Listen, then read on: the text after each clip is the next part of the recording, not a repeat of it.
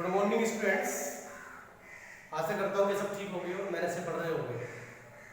देखिए कक्षा 8 के लिए जो हमारा ये ट्रांसलेशन का टॉपिक चल रहा था, इसमें 6 टेंस में आपको करा चुका हूँ। आज हमारा 7th है ये प्रेजेंट परफेक्ट।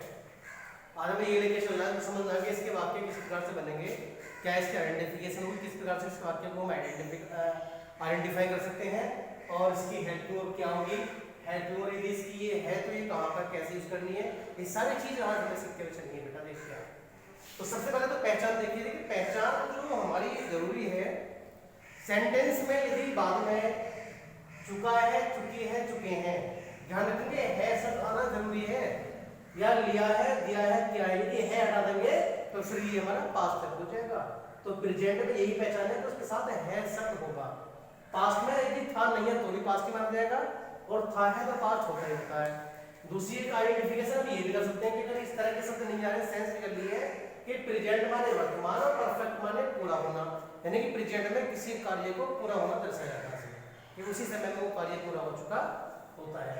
अब क्या है इसकी सहायक क्रिया है जो है जो दो है, दिमाग में बात आई होगी कि हैज का प्रयोग कहाँ करेंगे और हैव का प्रयोग कहाँ करेंगे। तो वही जेंडर वाली बात आती है, उसकी नाउन वचन वाली बात आती है कि सिंगुलर और नाउन प्लूरल, यानी कि एक वचन करता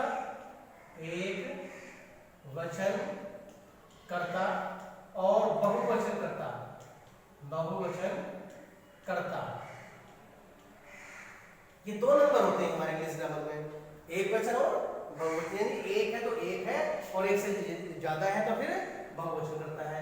तो यदि एक वचन करता है तो हैज का प्रयोग करेंगे, हैज याद रखेंगे, एक है तो हैज का प्रयोग करेंगे और एक से ज्यादा है करता तो फिर हम हैव का प्रयोग करेंगे। और ध्यान रखें हमारे जो परफेक्ट है, तो परफेक्ट में हम हमेशा वर्ब की थर्ड फॉर्म का प्रयोग करते हैं। परफेक्ट में हम हमेशा वर्ब की थर्ड फॉर्म का प्रयोग करते हैं। तो वर्ब क्या जाएगी हमारी थर्ड फॉर्म। कितनी बातों को आप लोग लेकर चलेंगे और जो भी छोटे मोटे पॉइंट्स आएंगे मैं आपको समय समय बताता चलूंगा। देखिए एफर्मेटिव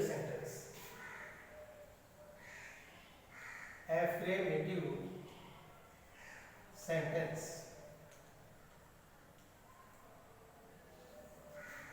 वही है कर्ता क्रिया और कर्म, यानी कि पहले सब्जेक्ट बाद में वर्ब और वर्ब से पहले हम हेल्पिंग वर्ब यूज कर लेते हैं, यानी कि हैज और हैव। चूंकि ये फॉर्मूला बनाना है प्रेजेंट परफेक्ट का। उसके बाद में वर्ब की थर्ड फॉर्म, ध्यान रखेंगे थर्ड फॉर्म, चूंकि बता चुका हूं कि परफेक्ट में हम थर्ड फॉर्म ही यूज करते हैं। उसके बाद ऑब्जेक्ट, और ऑब्जेक्ट के बाद में यदि कोई भी शेष शब्द बचे हैं उसके अंग्रेजी लगा करके हम फुल स्टॉप लगा देंगे। जैसे कि तुमने मेरी घड़ी चुराई है, तुमने मेरी घड़ी चुराई है। समझेंगे बेटा क्या है। देखिए इस सेंटेंस में ना तो चुका है, ना चुकी है, ना चुके हैं, इसमें आया ये दिया लिया किया, इस तरह के शब्द आए हैं, यानी कि सेंस वैसे निकले कि तुमने मेरी घड़ी चुराई है, तुम मेरी घड़ी चुरा चुके हो, तुम मेरी घड़ी चुरा चुके हो। तो ये इस तरह के सेंटेंस हमारे प्रेजेंट परफेक्ट में आते हैं।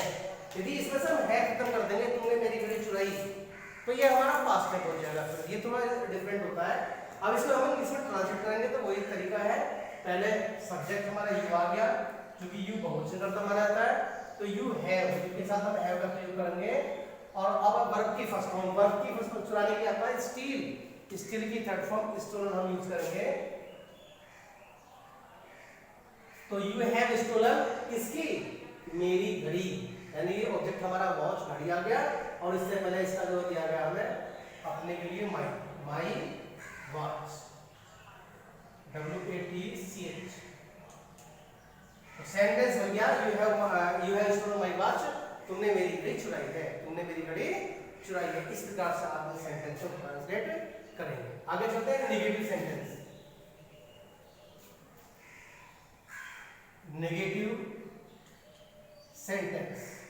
नेगेटिव सेंटेंस में वही जो बताता आ रहा हूं आप लोगों को कि हेल्पिंग वर्ब के साथ नोट का प्रयोग कर देना, यानी कि first please subject, after that had, has, या हैव प्लस ऐड कर देंगे नॉट के बाद वर्ब की थर्ड फॉर्म प्लस ऑब्जेक्ट,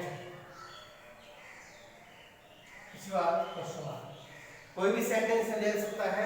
हम सेंटेंस लेते हैं, मोहन ने अपना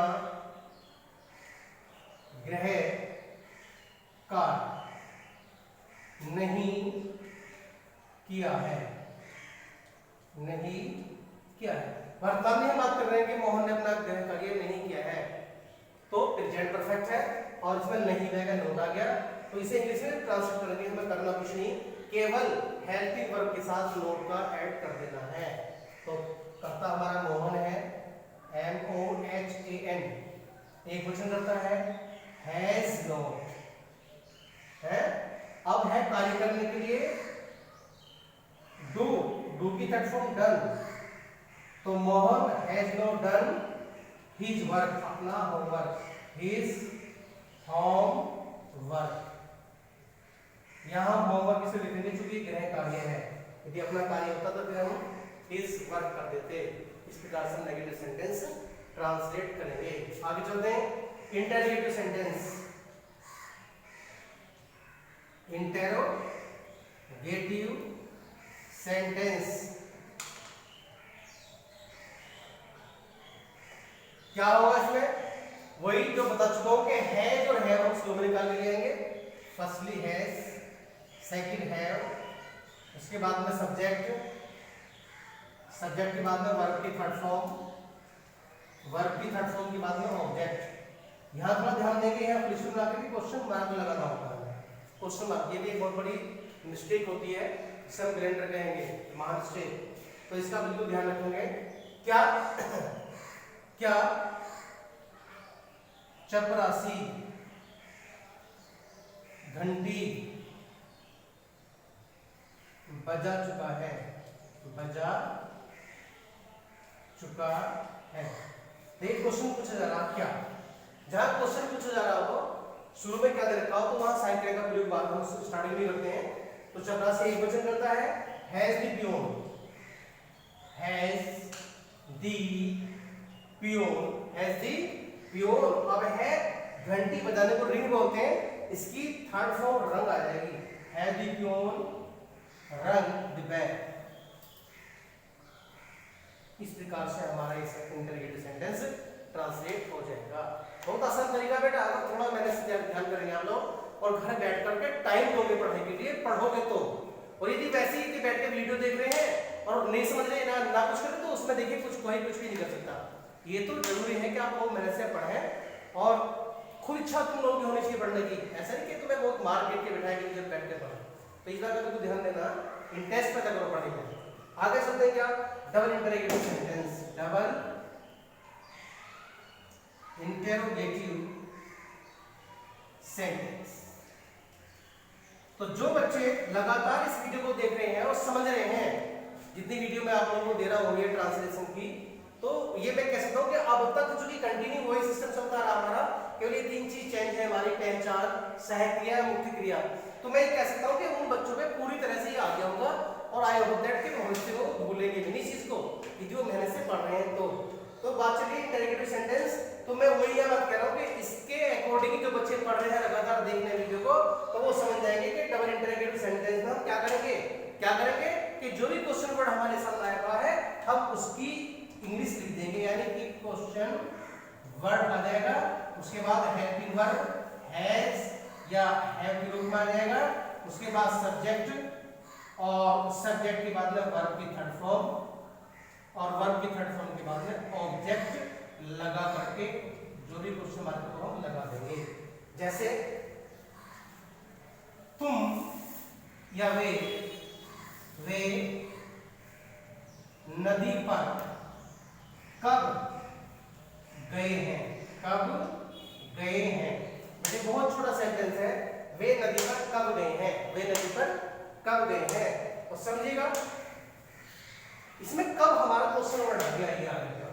तो इसके लिए हम रखेंगे वहन, क्या रखेंगे वहन, वहन हैव की लगा बेटा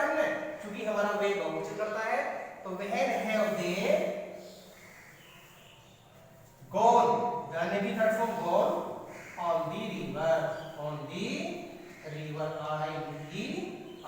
इस प्रकार से हम इन सेंटेंसों को ट्रांसलेट करेंगे। अब बेटा एक बात मैं आपको कहना चाहता हूँ कि आपकी जो बुक है उस बुक में आपको एक्सरसाइज दी हुई है, सभी जो ट्रांसलेशन मैं अब तक कराता हूँ सभी की एक्सरसाइज दी है। तो मैं चाहता हूँ कि आप लोग उन एक्सरसाइज को जो है ट्रांसलेट करें और ट्रांसलेट करने के बाद में आप उसका जो आप होमवर्क कर रहे हैं, घर से ट्रांसलेट कर रहे हैं, उसका वर्क आप मेरे पे भेजते रहें, मैं चेक करता रहूँगा आप लोगों को, और इस तरह से आपकी और भी अच्छी प्रैक्टिस हो जाएगी। Thank you.